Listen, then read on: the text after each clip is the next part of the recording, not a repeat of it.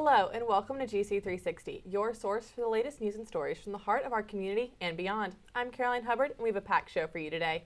And I'm Madeline Agostini. Whether you're a student, faculty member, or just someone interested in what's happening in our community, GC360 is here to keep you informed and engaged. Coming up, TikTok was banned in the United States, but not for long. Stay with us to hear the details of the ban. Former President Joe Biden delivered his farewell address and included a warning to the nation.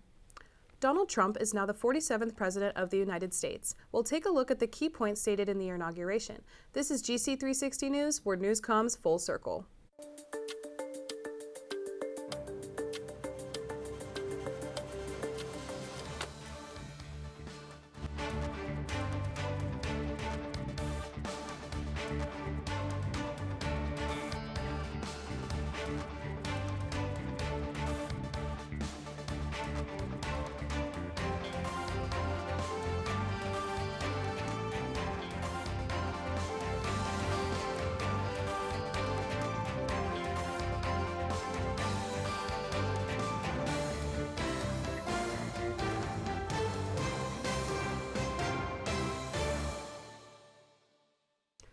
Welcome to GC360. Due to privacy reasons, many are questioning the terms and conditions of the TikTok app.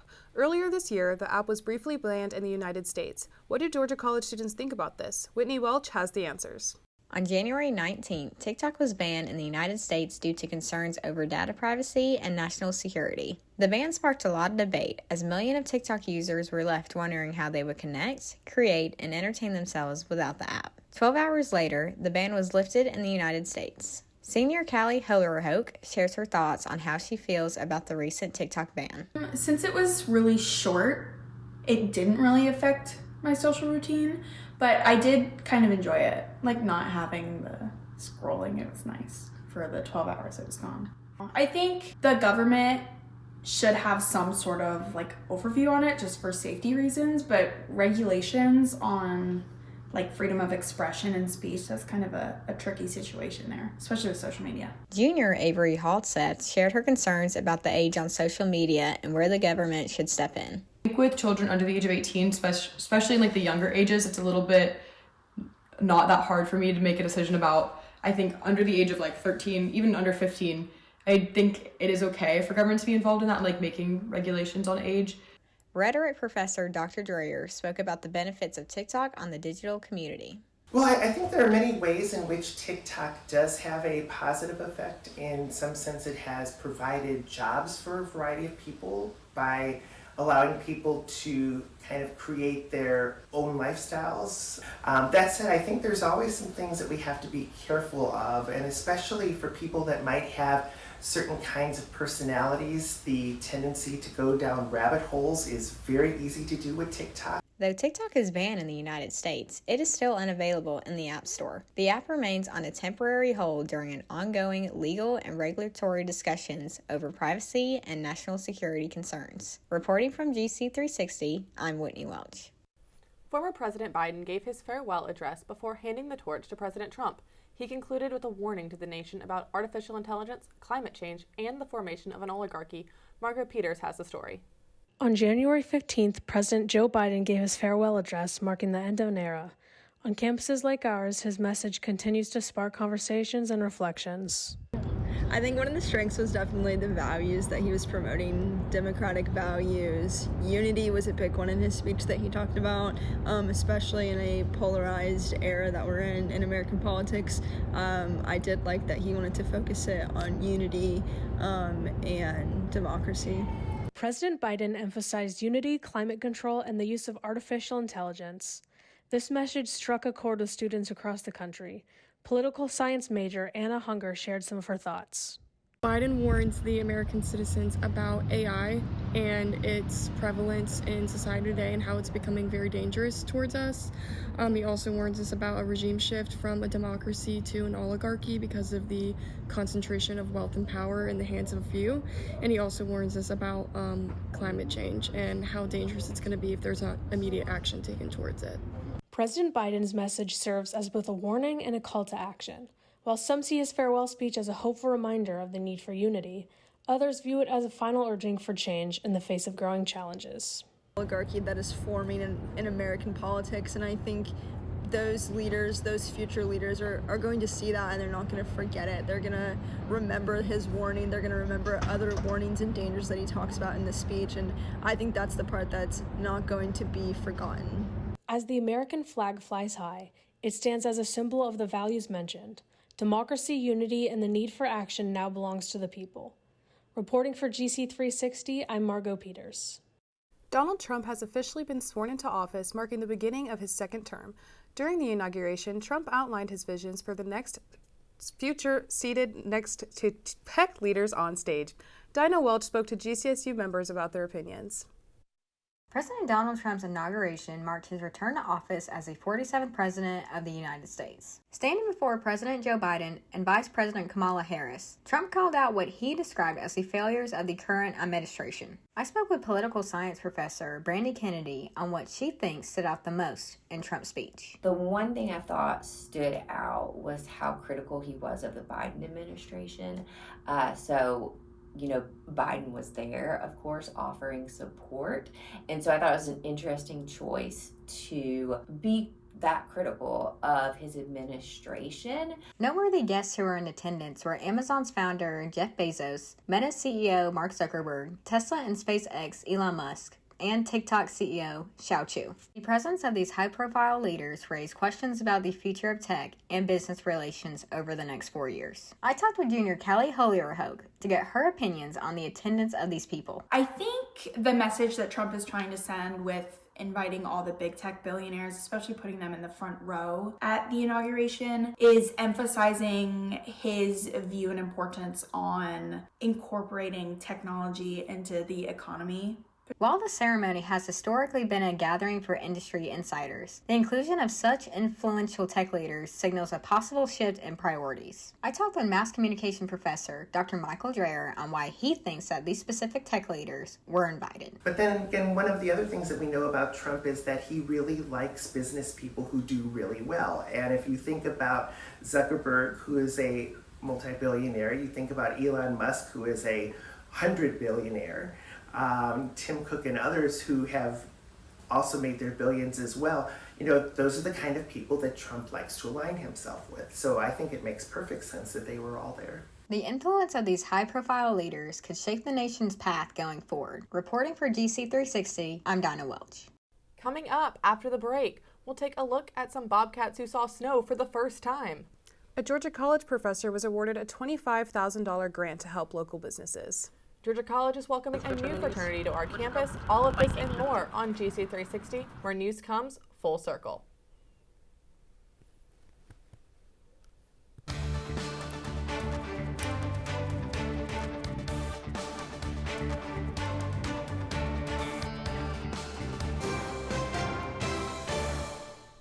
I'm Eric Griffiths. I am the interim chair of the Department of Theater and Dance. Our general mission, of course, is teaching theater artists, actors, designers, technicians. Of course, students will specialize in certain areas, but they will know if an actor leaves here and that is their goal is to perform, they will also know how to hang a light. They will know how to sew a button on a costume. They have these other skills. So we offer kind of a mix of the soft skills and the hard skills for doing the work. Our goal is to create a well-rounded theater artist that knows a little bit about everything that goes into producing theater.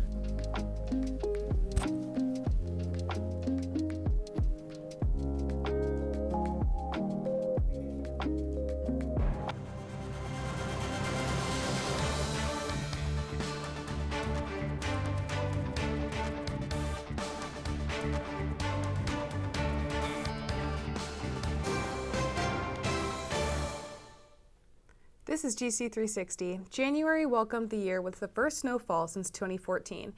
The city of Milledgeville saw about 3 inches of snow, which put a stop to the start of the semester and gave our Bobcats an unexpected break. Most people avoided driving and no casualties were reported by the Milledgeville police. However, this didn't stop anyone from stepping outside and enjoying a few snowy days. A passerby was excited to tell GC360 what he thought of the snow. Check it out. Fresh powder on the Milledgeville Frampus, Georgia College Frampus. My lips are freezing off. Listen. this is amazing, this is beautiful, this is perfect. Class was canceled. I made a snow angel on my trampoline. I'm walking to see my girlfriend at her work right now. Life could not be any better. Snowballs. Snowball fights. Days of snow are over and spring is coming to Milledgeville. To warm those walks to campus, Simran Puri is here to tell us the latest weather forecast for the upcoming week. Take it away, Simran. Thank you, Caroline. The weather is on a roller coaster as we see people switching their sweaters to short sleeves.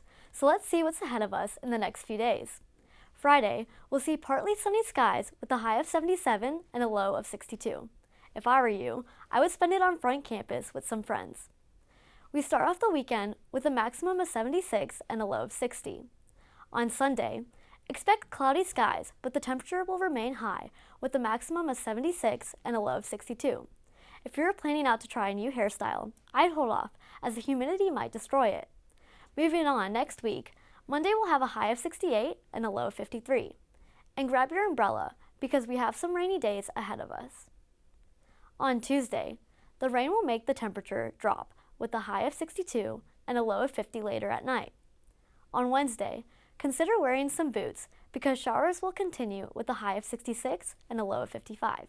And finally, the rain will continue all the way through Thursday with a high of 70 and a low of 51. Enjoy the crazy roller coaster with a nice picnic on front campus and an umbrella handy for next week. I'm Simran Puri. Back to you. Dr. Nicholas Creel is an associate professor of business law and the co-director of the Center for Innovation and Entrepreneurship. He was recently awarded a grant that will help downtown businesses grow. But how exactly? Teresa Owen spoke with Dr. Creel about this program. Dr. Nicholas Creel, director of the Center for Innovation and Entrepreneurship, has recently been awarded the $25,000 Georgia Power Rural Business Accelerator Grant. Dr. Creel plans to use this grant to hold a 15-week intensive program for local businesses, which begins this summer. Dr. Creel lays out how the program will look for participating businesses. It's going to be a little bit different for every business that goes through it. We're going to basically sit down, figure out what it is they want to do, how they need to go about doing it, and then we build the plan accordingly to go ahead and maximize their chance of success. So some companies are going to need more work on the advertising side, marketing. Some companies are going to need to go ahead and figure out how to build out their web services. Others might need help with logistics. Whatever it is, we are there to figure it out and then go ahead and develop that plan and develop that accelerator for them specifically. The goal of this program is to support current businesses, as well as support new business ventures. Dr. Creel elaborates on what he's looking for when selecting participants. Yeah, we're going to be basically open to just about anybody. We're going to focus most on people, though, in the Baldwin County area. So if you've got a business idea, but you're wanting to start it up in the Atlanta area, that's going to be a much lower priority for us than if something that is going to be here in the community that we're actually in. So that's going to be our main driver of deciding who ultimately gets brought into this program. Dr. Creel and his team at the Center for Innovation and Entrepreneurship have not selected any businesses at this time, but there are exciting things in store for Milledgeville this summer. Reporting for GC360, I'm Teresa Owen. Georgia Colleges is welcoming a new student organization to campus. Phi Delta Theta is making their way back to our campus this spring with their first few members already signed up. Karis Philo has more on the story. Georgia College is welcoming a new fraternity to campus this semester, Phi Delta Theta. I spoke with founding member Cruz Rockwell on their return to campus. The alumni were very fired up about wanting it back on campus, and so they were able to get some coordination with nationals and bringing it here. Really, we're just going off like word of mouth and like referral for people that we already trust. Phi Delta Theta is in the process of early recruitment before official rush week starts. With weekly meetings, Rockwell describes what they hope to get from the experience. Right now we're meeting at least once a week, but definitely as we get rolling with more events, it'll be more often. An idea of helping out the community and kind of just holding ourselves to a higher standard. Rockwell elaborates on the values of his fraternity and what they are looking for in members. For this current semester, it's just find guys that we feel like are representing what we want to do and get a nice base built like on campus and just with the community around us. Me personally, I wouldn't say I'm the stereotypical fraternity type of guy.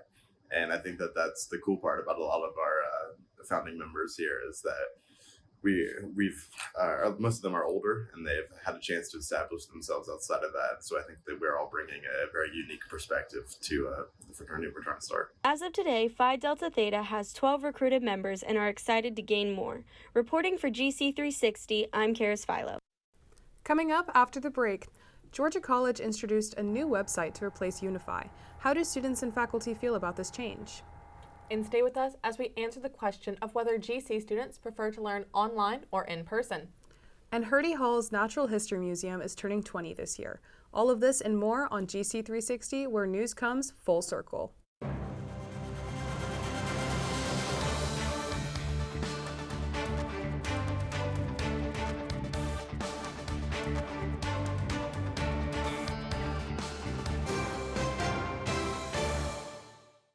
My name is Kathleen O'Neill, and I'm the costume shop supervisor and instructor for the theater department.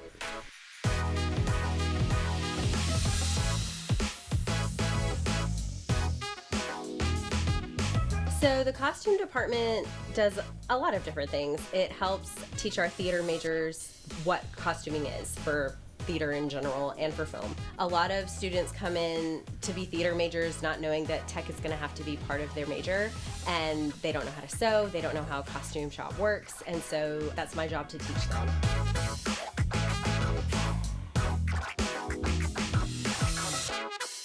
Most of the time they take the skills they learn in here and then they apply it to their life. And I hear all the time that they come in and they're like, Kathleen, I sewed a button on my pants because you taught me how to do it. And it just makes me feel good. But yes, they do take what they learn in here and apply it to their personal life. It's show time. All right, y'all, we're going live in 5, 4, 3, 2. Welcome back to GC360 News, where news comes full circle.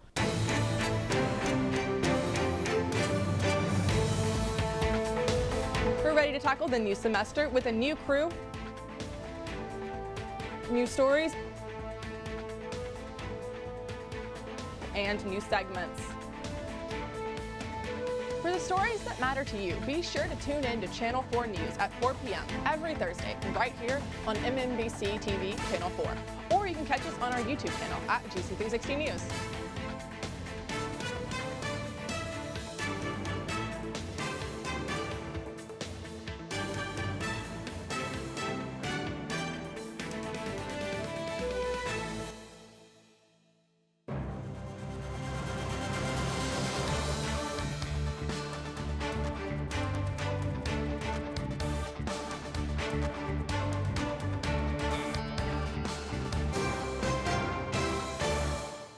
Thank you for staying with us. Georgia College made the switch from Unify to My GCSU at the beginning of the semester. Some consider to have a new website to have a sleeker look and to be better organized. But what initiated this change? Araceli Ramsey has the answers. Georgia College is preparing to transition from its current Unify system to a new platform called My GSSU.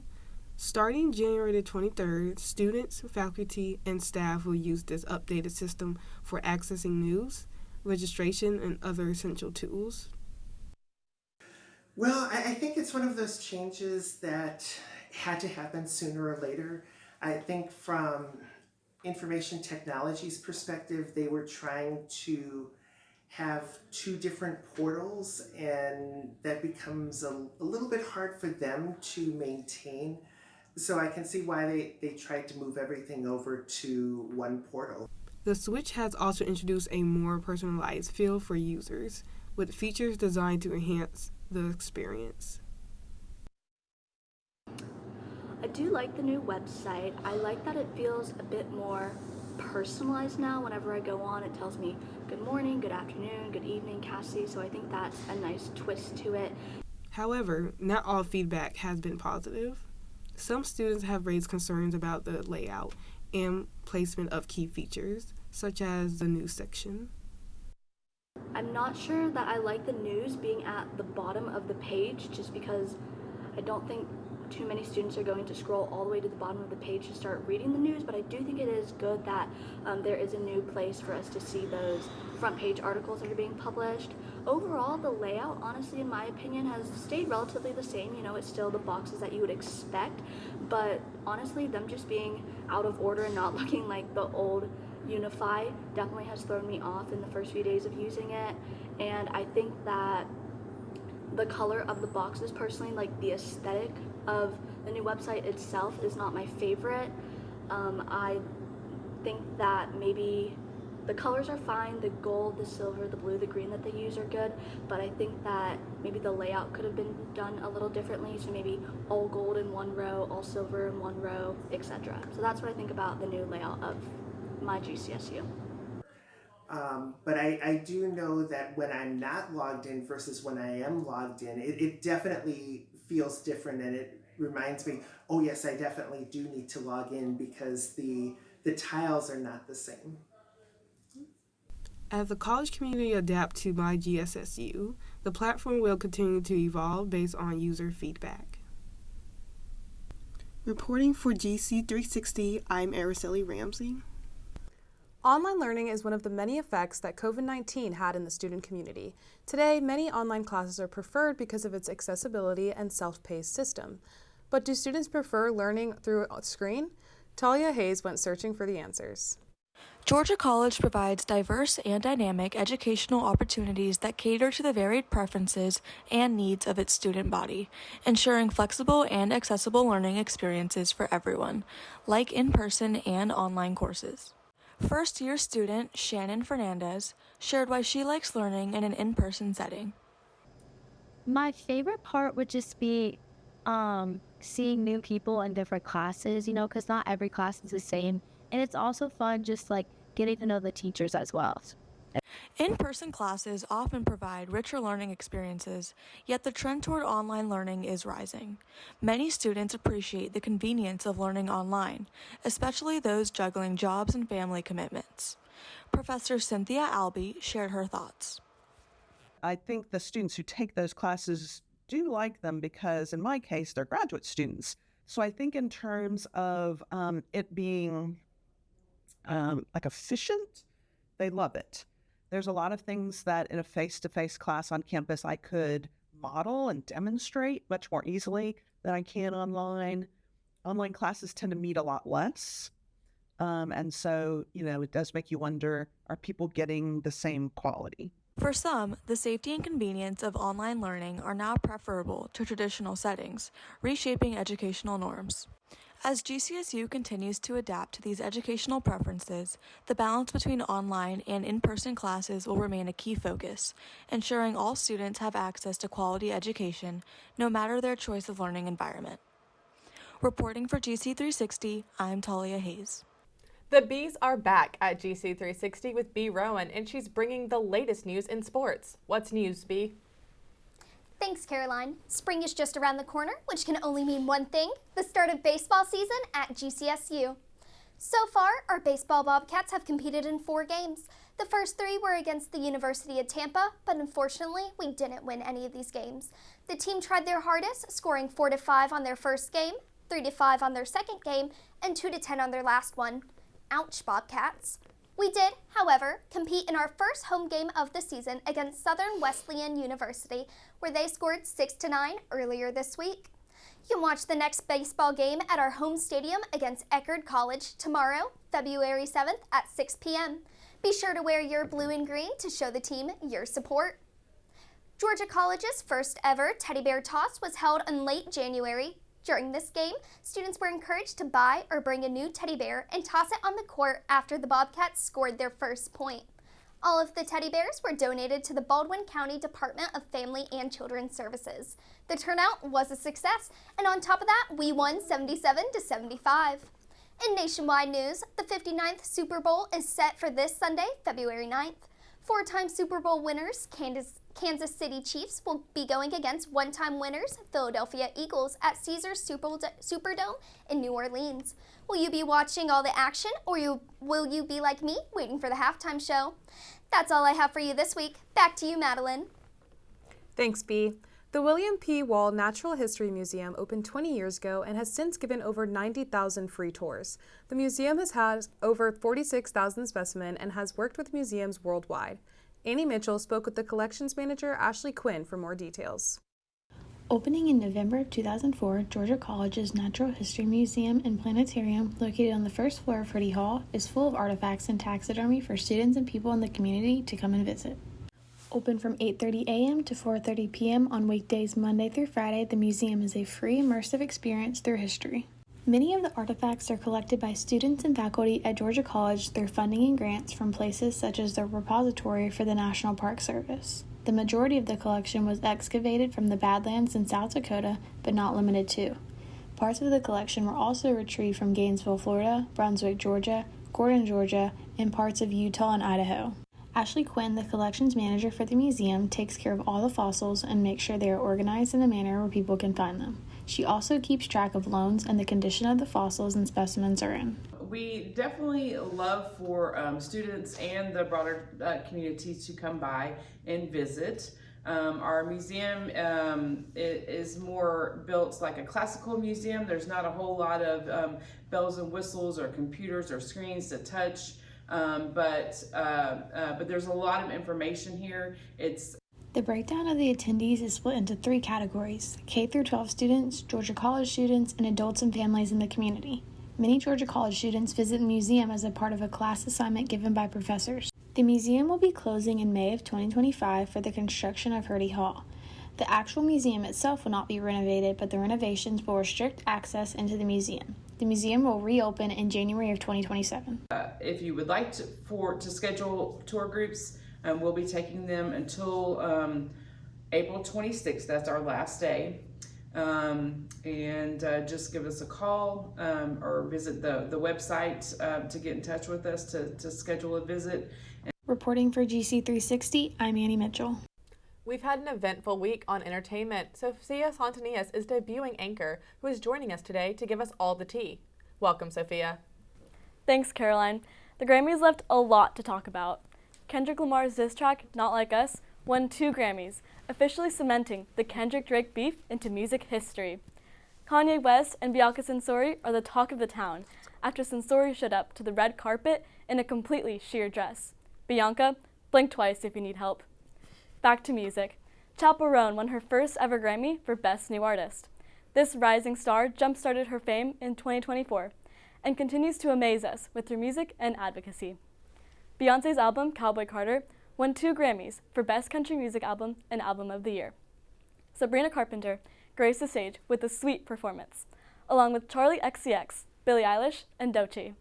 And now for Bobcat News. GCSU's Homecoming Week is right around the corner, beginning on February 17th, with plenty of jungle-themed festivities to keep you entertained. Be sure to check at Georgia College on Instagram for more information on Homecoming Week events. That's it for entertainment this week. I'm Sophia Fontanias. Back to you. Thanks, Sophia. That's all for GC360 this week, Bobcats. Thank you for joining us today, and make sure you tune in next Thursday at 4 p.m. on NBC TV4 through the Cablecast app. I'm Caroline Hubbard. And I'm Madeline Agostini. When we are not on the air, we keep you up to date on our social media. That's at GC360 News on Instagram and YouTube, and at bobcatmultimedia.com/GC360. Always available to you where news comes full circle. See you guys next week.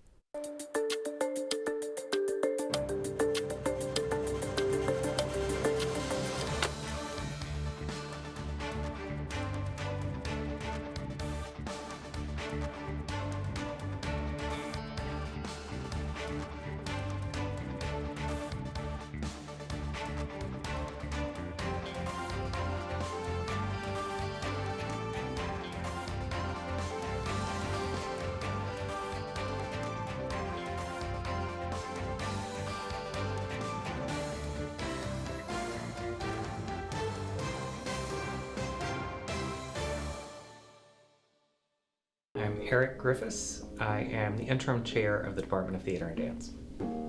Our general mission, of course, is teaching theater artists, actors, designers, technicians. Of course, students will specialize in certain areas, but they will know if an actor leaves here and that is their goal is to perform, they will also know how to hang a light. They will know how to sew a button on a costume. They have these other skills. So we offer kind of a mix of the soft skills and the hard skills for doing the work. Our goal is to create a well-rounded theater artist that knows a little bit about everything that goes into producing theater.